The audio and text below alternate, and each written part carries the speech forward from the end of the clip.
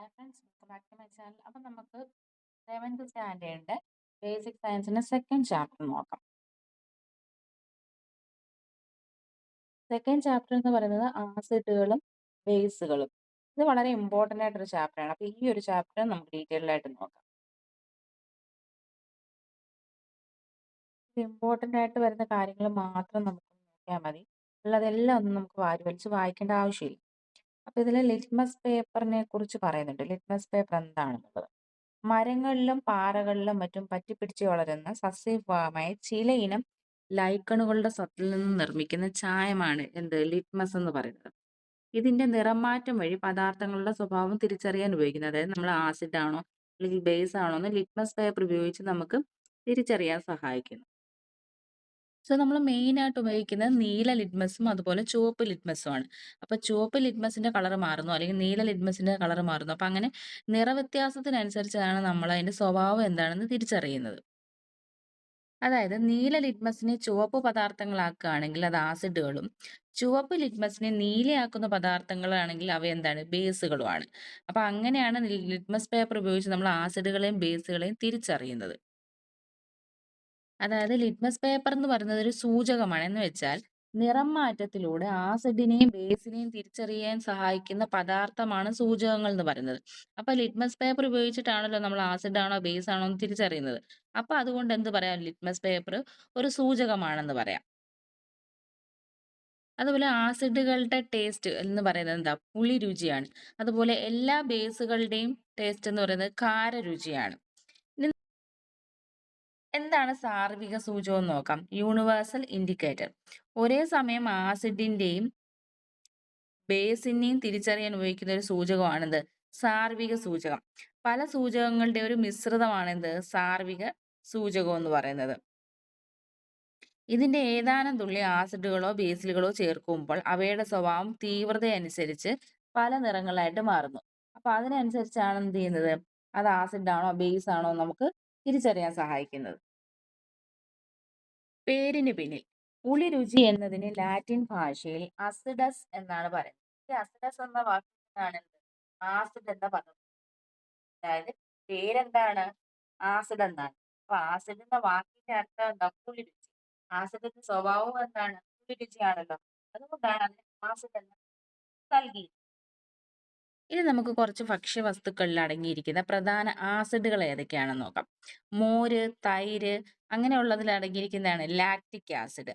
വിനാഗിരിയിൽ acetic acid. നാരങ്ങയിലാണെങ്കിൽ എന്താണ് citric acid. അതുപോലെ വാളൻപുളിയിൽ ടാർട്ടാറിക് ആസിഡ്. ആപ്പിളില് മാലിക് ആസിഡ്. നെല്ലിക്കയിൽ അസ്കോർബിക് ആസിഡ്. തക്കാളിയിലാണെങ്കിൽ ഒക്സാലിക് ആസിഡ്. അപ്പൊ എന്തൊക്കെയാണ് നമുക്ക് ഒന്നുകൂടെ ഒന്ന് പറയാം. മോര്, തൈര് ആണെങ്കിൽ എന്താ നമുക്കറിയാലോ, ലാക്റ്റിക് ആസിഡ്. വിനാഗിരിയിൽ അസറ്റിക് ആസിഡ്. അതുപോലെ നാരങ്ങയിലാണെന്നുണ്ടെങ്കിൽ സിട്രിക് ആസിഡ്. വാളൻപുളിയിൽ ടാർട്ടാറിക് ആസിഡ്. ആപ്പിളില് മാലിക് ആസിഡ്. നെല്ലിക്കയിൽ അസ്കോർബിക് ആസിഡ്. തക്കാളിയിൽ ഒക്സാലിക് ആസിഡ്. അപ്പൊ ഈ പ്രധാന ആസിഡുകൾ ഏതൊക്കെയാണ് അല്ലെങ്കിൽ ഇതിൽ അടങ്ങിയിരിക്കുന്ന ആസിഡുകൾ ഏതൊക്കെയാണെന്ന് നമുക്ക് ചോദിക്കാനുള്ള ചാൻസ് ഉണ്ട്. ടെക്സ്റ്റ് വൈസ് ചോദിക്കുകയാണെങ്കിൽ ഇതൊക്കെ ചോദിക്കാൻ നല്ല ചാൻസ് ഉള്ള ക്വസ്റ്റ്യൻസ് ആണ്.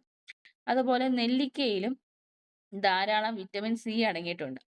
ഇപ്പം വിറ്റമിൻ സി എന്നത് പറയുന്നത് എന്താണ്, അസ്കോർബിക് ആസിഡ് ആണ്. നെല്ലിക്കയിൽ ധാരാളം വിറ്റമിൻ സി അടങ്ങിയിട്ടുണ്ട്.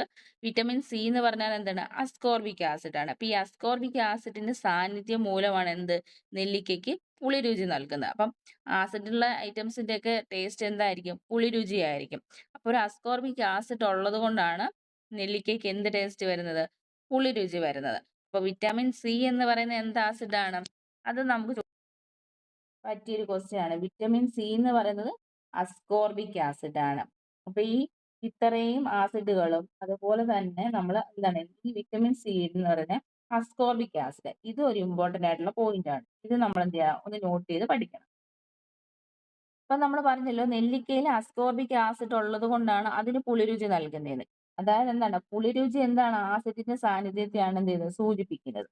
അതുപോലെ പാല് തൈരാകുമ്പോൾ എങ്ങനെയാണ് അതിന് ആസിഡിന്റെ സ്വഭാവം, അതായത് തൈരിന് എന്താ ചെറിയൊരു പുളിയുടെ ടേസ്റ്റ് വരുമല്ലോ.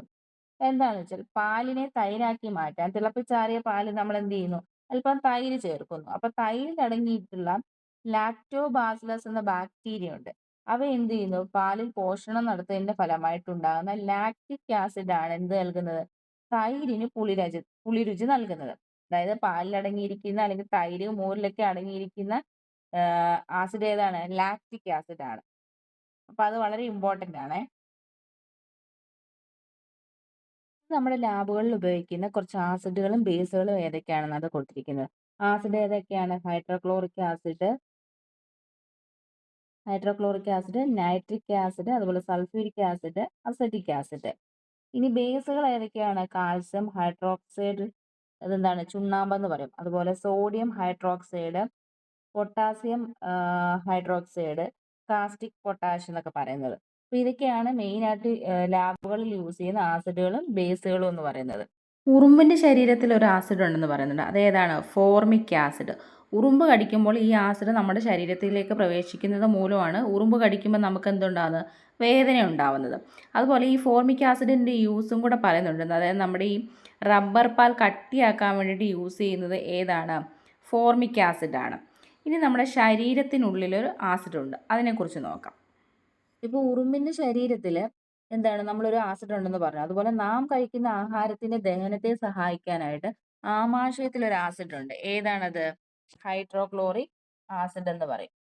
ചിലർ ഇതിന്റെ ഉൽപാദനം കൂടുന്നതിന്റെ ഫലമായിട്ടുണ്ടാകുന്ന രോഗാവസ്ഥയാണ് ഇത് അസിഡിറ്റി എന്ന് പറയുന്നത്. ഹൈഡ്രോക്ലോറിക് ആസിഡ് നമ്മുടെ ആഹാരത്തിനെ ദഹിപ്പിക്കാനായിട്ട് ഉണ്ടാക്കുന്ന ചെറിയ ആസിഡാണ്. അപ്പൊ അതിന്റെ അളവ് കൂടിയാലാണ് എന്ത് ഉണ്ടാകുന്നത്? അസിഡിറ്റി ഉണ്ടാകും. ആമാശയത്തിനുള്ളിലെ നീറ്റൽ, നെഞ്ചെരിച്ചൽ, കുളിച്ചു തീട്ടൽ, മലബന്ധം എന്നിവയാണ് എന്ത്? അസിഡിറ്റിയുടെ ലക്ഷണങ്ങൾ എന്ന് പറയുന്നത്. ആസിഡിനെ നിർവീര്യമാക്കുന്ന ആന്റാസിഡ് എന്ന് പറയുന്ന മരുന്നുണ്ടായിരിക്കും നമുക്കിതിന് പരിഹാരമായിട്ട് ഡോക്ടർമാർ തരുന്നത്. ആസിഡുകൾ ലോഹവുമായി പ്രവർത്തിക്കുമ്പോൾ എന്തുണ്ടാവുന്നു? ഹൈഡ്രജൻ ഉണ്ടാവുന്നു. ആസിഡുകൾ ലോഹവുമായി പ്രവർത്തിക്കുമ്പോൾ ഹൈഡ്രജൻ ഉണ്ടാവുന്നു. കത്തുന്ന വാതകം എന്നറിയപ്പെടുന്നതാണ് എന്ത്? ഹൈഡ്രജൻ. അതുപോലെ ഭാരം കുറഞ്ഞ വാതകമാണ് എന്ത്? ഹൈഡ്രജൻ എന്ന് പറയുന്നത്. ആസിഡുകൾ ലോഹവുമായി പ്രവർത്തിക്കുമ്പോൾ ഹൈഡ്രജൻ ഉണ്ടാകുന്നു. അതുപോലെ കത്തുന്ന വാതകമാണ് എന്ത്? ഹൈഡ്രജൻ. ഹൈഡ്രജൻ കണ്ടെത്തിയത് ആരാണ്? Henry Cavendish. ഹൈഡ്രജൻ കണ്ടെത്തിയത് ഹെൻറി കാവൻഡിഷ്. ഏറ്റവും ഭാരം കുറഞ്ഞ വാതകമാണ് എന്തെന്ന് പറയുന്നത്? ഹൈഡ്രജൻ. അതിനാൽ ഹൈഡ്രജൻ നിറച്ച ബലൂണുകൾ ഉയർന്നു പൊങ്ങുന്നത്. റോക്കറ്റുകളിൽ ഇന്ധനമായി ഉപയോഗിക്കുന്നത് എന്താണ്? ഹൈഡ്രജൻ ആണ്. റോക്കറ്റുകളിൽ ഇന്ധനമായി ഉപയോഗിക്കുന്നത് ഹൈഡ്രജൻ ആണ്. ജലം ഉൽപ്പാദിപ്പിക്കുന്നു എന്നാണ് എന്ത്? ഹൈഡ്രജൻ എന്ന പദത്തിന്റെ അർത്ഥം വരുന്നത്. ഹൈഡ്രജൻ ഓക്സിജനുമായി പ്രവർത്തിച്ചാൽ എന്താവും? ഹൈഡ്രജൻ ഓക്സിജനുമായി പ്രവർത്തിച്ചാൽ ജലം ഉണ്ടാവും. അതായത് എന്താണ്? H2O എന്ന് പറയത്തില്ലേ? ഹൈഡ്രജനും ഓക്സിജനും പ്രവർത്തിച്ചാൽ എന്താണ്? ജലതന്മാത്ര ഉണ്ടാവും. ജലത്തെ വിഘടിപ്പിച്ച് ഹൈഡ്രജനും ഓക്സിജനും ആക്കി എന്ത് ചെയ്യാം? മാറ്റാൻ കഴിയും. അതുപോലെ ഭാവിയുടെ ഊർജ വാഗ്ദാനമാണ് എന്ത്? ഹൈഡ്രജൻ എന്ന് പറയുന്നത്. ഭാവിയുടെ ഊർജ വാഗ്ദാനമാണ് എന്ത്? ഹൈഡ്രജൻ എന്ന് പറയുന്നത്. ഇനി ബേസുകളുടെ ഉപയോഗം എന്താണ്? നമ്മൾ കുറച്ച് ബേസുകൾ ഏതൊക്കെയാണെന്ന് പറഞ്ഞിരുന്നില്ലേ? അപ്പം കാൽസ്യം ഹൈഡ്രോക്സൈഡ്, അതുപോലെ sodium hydroxide, potassium hydroxide, aluminium hydroxide, magnesium hydroxide, ഇവയൊക്കെ എന്തിനാണ് ലാബുകളിൽ ഉപയോഗിക്കുന്നത്? അല്ലെങ്കിൽ എന്താണ് ഇതുകൊണ്ടുള്ള ഉപയോഗം നമുക്ക് നോക്കാം. കാൽസ്യം ഹൈഡ്രോക്സൈഡ് കൊണ്ട് എന്താണ് ഉപയോഗം? ഗ്ലാസ് നിർമ്മാണം, മണ്ണിന്റെ അസിഡിറ്റി കുറയ്ക്കൽ എന്നിവയ്ക്കാണ് എന്ത് ചെയ്യുന്നത്? Calcium hydroxide. ഗ്ലാസ് നിർമ്മാണം, മണ്ണിന്റെ അസിഡിറ്റി കുറയ്ക്കൽ. അതുപോലെ സോഡിയം ഹൈഡ്രോക്സൈഡ് ആവുമ്പോഴോ? സോപ്പ്, പേപ്പർ, റയോൺ എന്നിവ ഉണ്ടാക്കാനായിട്ട് എന്ത് ഉപയോഗിക്കുന്നുണ്ടോ? Sodium hydroxide. അതുപോലെ പൊട്ടാസ്യം ഹൈഡ്രോക്സൈഡ് ആണെങ്കിലോ? സോഫ്റ്റ് സോപ്പ് ഉണ്ടാക്കാൻ. സോഡിയം ഹൈഡ്രോക്സൈഡ് ഉണ്ടാക്കാൻ എന്തിനുപയോഗിക്കുന്നു? സോപ്പ് ഉണ്ടാക്കാൻ. അതുപോലെ പൊട്ടാസ്യം ഹൈഡ്രോക്സൈഡ് ആവുമ്പോഴാണ് എന്താണ്? സോഫ്റ്റ് സോപ്പ് ഉണ്ടാക്കാനായിട്ടും ഉപയോഗിക്കുന്നുണ്ട്. ഇനി അലൂമിനിയം ഹൈഡ്രോക്സൈഡ്, മഗ്നീഷ്യം ഹൈഡ്രോക്സൈഡ്, ഇവ മരുന്ന് നിർമ്മിക്കാനായിട്ടാണ് എന്ത് ചെയ്യുന്നത്? ഉപയോഗിക്കുന്നത്. അപ്പൊ എന്തൊക്കെയാണ്? കാൽസ്യം ഹൈഡ്രോക്സൈഡ് ഗ്ലാസ് നിർമ്മാണം, മണ്ണിന്റെ ആസിഡിറ്റി കുറയ്ക്കൽ. അതുപോലെ സോഡിയം ഹൈഡ്രോക്സൈഡ് ആണെങ്കിൽ എന്താണ്? സോപ്പ്, പേപ്പർ, റയോൺ എന്നിവ ഉണ്ടാക്കാനാണ് എന്ത് ഉപയോഗിക്കുന്നത്? Sodium hydroxide. ഇനി പൊട്ടാസ്യം ഹൈഡ്രോക്സൈഡ് ആണെങ്കിലോ? സോഫ്റ്റ് സോപ്പ് ഉണ്ടാക്കാനായിട്ട് ഉപയോഗിക്കുന്നു. അതുപോലെ അലൂമിനിയം ഹൈഡ്രോക്സൈഡ്, മഗ്നീഷ്യം ഹൈഡ്രോക്സൈഡ് ഇവ എന്തിനു ഉപയോഗിക്കുന്നു? മരുന്നുകളിൽ ഉപയോഗിക്കുന്നുണ്ട്. നമുക്കിനി ആസിഡിന്റെ ഉപയോഗങ്ങൾ എന്തൊക്കെയാണെന്ന് നോക്കാം. അസറ്റിക് ആസിഡ് നമ്മൾ ഡൈല്യൂട്ട് ചെയ്തിട്ട് നമുക്ക് വിനെഗർ ആയിട്ട് യൂസ് ചെയ്യാൻ പറ്റും. അതുപോലെ ഫോമിക് ആസിഡ് നമ്മൾ പറഞ്ഞല്ലോ ഉറുമ്പിന്റെ ശരീരത്തിലുണ്ടെന്ന്. അത് മാത്രമല്ല നമ്മൾ ഈ റബ്ബർ പാല് കട്ടിയാവാൻ വേണ്ടി യൂസ് ചെയ്യുന്ന ഒരു ആസിഡാണ് എന്ത്? ഫോർമിക് ആസിഡ് എന്ന് പറയുന്നത്. ഫോർമിക് ആസിഡ് എന്താണ്? റബ്ബറിന്റെ പാല് കട്ടിയാക്കാൻ വേണ്ടിയിട്ട് എന്നിട്ട് റബ്ബർ ഷീറ്റാക്കി മാറ്റാൻ വേണ്ടി യൂസ് ചെയ്യും. അപ്പൊ അതിന് മുന്നേ ആ റബ്ബർ പാല് കട്ടിയാക്കണം. അപ്പൊ അതിന് വേണ്ടിയിട്ട് നമ്മൾ ഉപയോഗിക്കുന്ന ആസിഡാണ് എന്ത്? Formic acid. അതുപോലെ സിട്രിക് ആസിഡ് ആണെങ്കിൽ എന്താ? പാനീയങ്ങൾ ഉണ്ടാക്കാൻ. അതുപോലെ സൾഫ്യൂരിക് ആസിഡ് മോട്ടോർ വാഹനങ്ങളുടെ ബാറ്ററിയിലും രാസവള നിർമ്മാണത്തിനുമാണ് എന്ത് ഉപയോഗിക്കുന്നത്? Sulphuric acid. മോട്ടോർ വാഹനങ്ങളുടെ ബാറ്ററിയിലും അതുപോലെ രാസവള നിർമ്മാണത്തിനും സൾഫ്യൂരിക് ആസിഡ് യൂസ് ചെയ്യുന്നുണ്ട്. ഇനി നൈട്രിക് ആസിഡ് എന്തിനാണ്? രാസവളം, പെയിന്റ്, ചായങ്ങൾ എന്നിവ നിർമ്മിക്കാൻ നൈട്രിക് ആസിഡ് യൂസ് ചെയ്യുന്നുണ്ട്. എന്തൊക്കെയാണ്? രാസവളം, അതുപോലെ പെയിന്റ്, ചായങ്ങൾ. ഇത്രയും കാര്യങ്ങൾ നിർമ്മിക്കാനാണ് നൈട്രിക് ആസിഡ് യൂസ് ചെയ്യുന്നത്. ഇനി ടാനിക് ആസിഡ് എന്തിനാണ്? തുകൽ അല്ലെങ്കിൽ മഷി എന്നിവ നിർമ്മിക്കാനാണ് ടാനിക് ആസിഡ് യൂസ് ചെയ്യുന്നത്. ഇനി അതുപോലെ കാർബോണിക് ആസിഡ് നമ്മൾക്ക് ഈ ശീതളപാനീയങ്ങൾ ഉണ്ടല്ലോ അങ്ങനെയുള്ള ശീതളപാനീയങ്ങൾ നിർമ്മിക്കാൻ എന്ത് ഉപയോഗിക്കുന്നു? കാർബോണിക് ആസിഡ് യൂസ് ചെയ്യുന്നുണ്ട്. ഈ ഒരു ചാപ്റ്ററിന്റെ ഏറ്റവും താഴെയായിട്ട് ഇതുപോലെ ക്വസ്റ്റ്യൻസ് കൊടുത്തിട്ടുണ്ട്. നമ്മളിപ്പോ പഠിച്ചത് ബേസ് ചെയ്ത് നമുക്കൊരു ക്വസ്റ്റ്യൻ നോക്കിയാലോ? ഓട്ടോമൊബൈൽ ബാറ്ററികളിൽ ഉപയോഗിക്കുന്ന ആസിഡ് ഏതാണ്? നമ്മളിപ്പോ പഠിച്ചത് വെച്ചിട്ട് ഏതായിരിക്കും? Sulphuric acid. സൾഫ്യൂരിക് ആസിഡ് ആണ് ഓട്ടോമൊബൈൽ ബാറ്ററികളിൽ യൂസ് ചെയ്യുന്നത്. അപ്പോൾ ഓരോ ആസിഡുകളുടെയും ഉപയോഗം എന്താണെന്ന് എന്തെങ്കിലും അറിഞ്ഞിരിക്കണം. അപ്പൊ ഈ ഒരു ചാപ്റ്റർ വളരെ ഇമ്പോർട്ടന്റ് ആണ്. ഇമ്പോർട്ടന്റ് ഉള്ള പോയിന്റ്സ് മാത്രമേ ഞാൻ പറഞ്ഞിട്ടുള്ളൂ. അല്ലാതെ എല്ലാം ഒന്നും നമ്മൾ നോക്കേണ്ട ആവശ്യമില്ല. ഇങ്ങനെ ടെക്സ്റ്റ് ഫുള്ളായിട്ട് വായിക്കേണ്ട ആവശ്യമില്ല. വേണ്ടുന്ന പോയിന്റ്സുകൾ മാത്രം ടിക്ക് ചെയ്ത് പഠിക്കുക. അപ്പൊ നമുക്ക് അടുത്ത ക്ലാസ്സിൽ അടുത്തൊരു ചാപ്റ്റർ ആയിട്ട് കാണാം.